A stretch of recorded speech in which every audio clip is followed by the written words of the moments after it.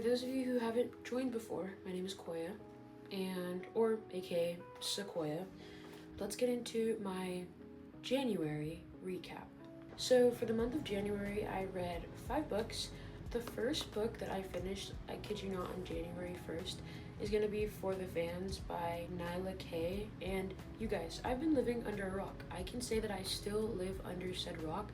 I just am finding better books to be with me under my rock. But anyways, it's a really good story. This story is a enemies to lovers.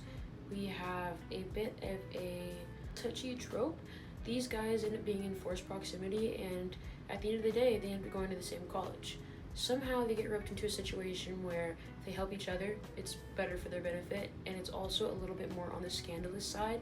Honestly, it's completely on the scandalous side of the spectrum between like scandalous and not scandalous. It's all the way breaking the scale. So I would let you know that before going in, but if you do enjoy reading books, I would recommend For the Fans. It is a little long-winded, and I will say to read the trigger warnings because there are some things discussed that are honestly genuinely heavy, and I'm pretty sure I cried.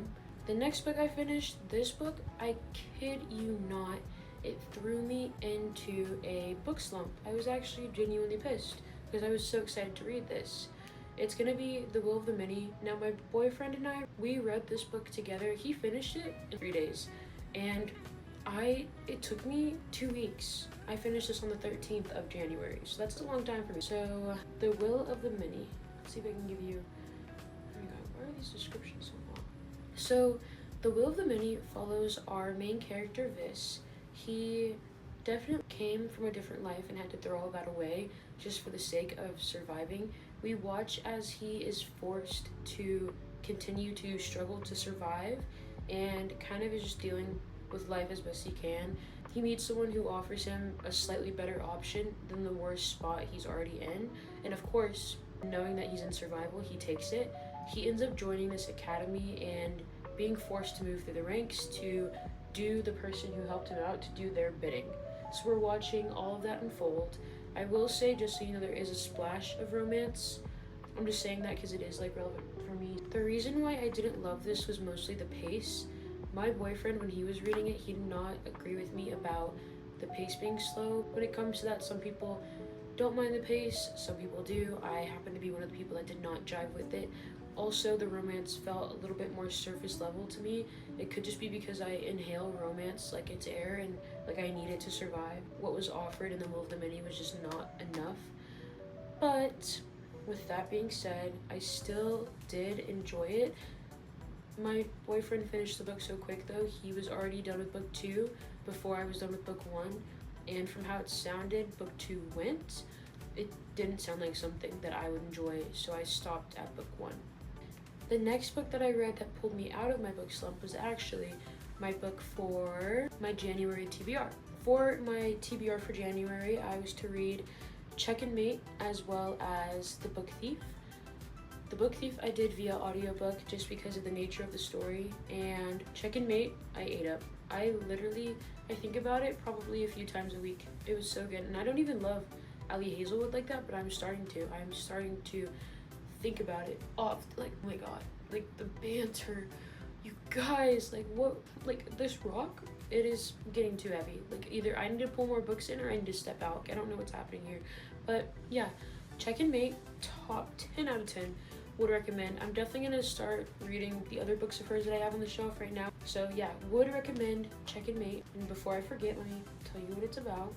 So Check and Mate is a young adult contemporary romance. We follow 18-year-old Mallory Greenleaf, a former chess prodigy who reluctantly returns to the game in hopes to support her family.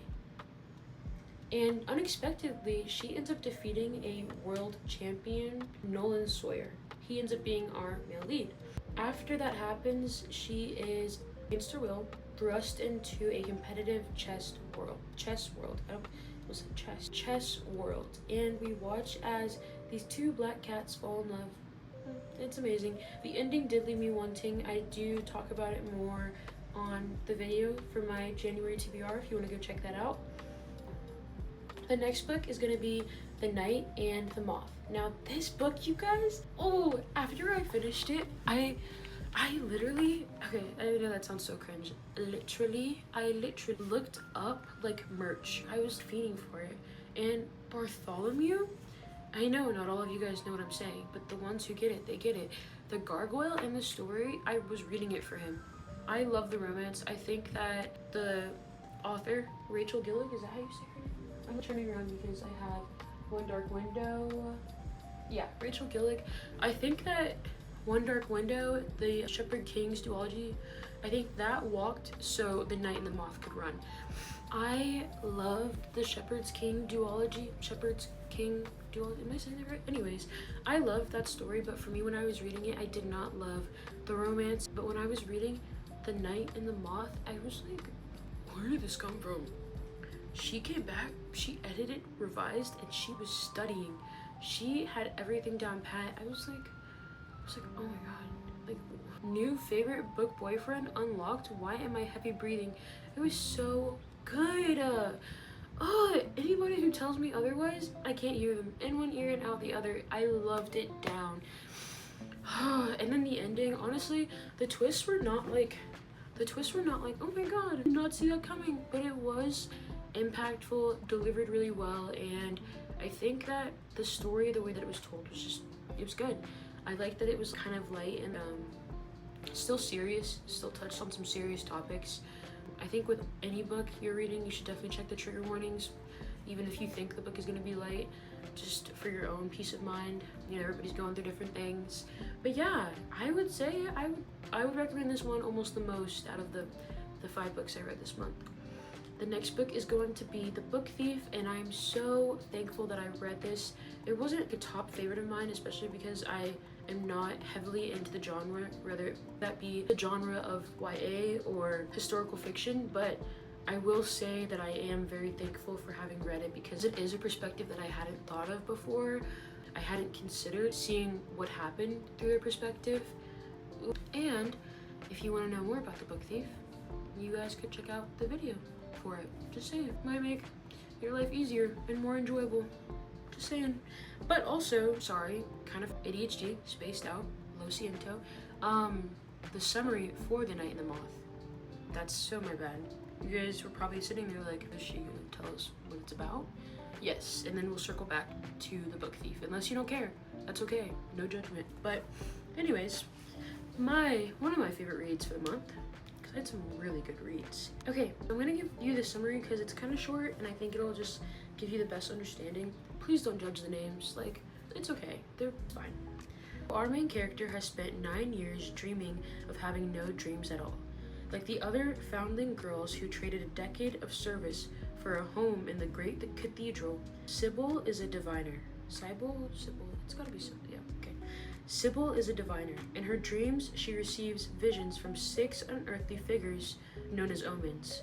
From them, she can predict terrible things before they occur. Lords and common folk alike travel across the kingdom of Taram's windswept moors to learn their futures by her dreams. Just as she and her sister diviners near the end of their service, a mysterious knight arrives at the cathedral. Rude, devilishly handsome, the knight Roderick has no respect for Sybil's visions, but when Sybil's fellow diviners begin to vanish one by one, she has no choice but to seek his help in finding them. The world outside the cathedral is wrought with peril. Only the gods have the answers she is seeking, and as much as she'd rather avoid Roderick's dark eyes and sharp tongue, only a heretic can defeat a god. Oh my god. Knowing what I know now, and reading this and seeing that there's no mention of Sir Gargoyle, I'm kind of displeased with the summary. I feel like they could have done some revising and editing. But anyways, neither here nor there. You should read it. I feel like even without reading the summary, you should read it. Just dive right in. Don't even think about it. Yeah, okay. But anyways, when it comes to The Book Thief, I would say that you should read it, but I would make sure you know what you're getting into, because I could tell when reading that it wasn't going to be for everybody, especially with the way that it's written, like the tone, the way the narrator talks. It's definitely not going to work for everybody, but I think for those of you willing to read the book, it would be pretty nice, pretty wonderful, pretty eye-opening. But yeah, those are the books that I read for January of 2026. Thank you so much for watching. don't forget to like, comment, and subscribe.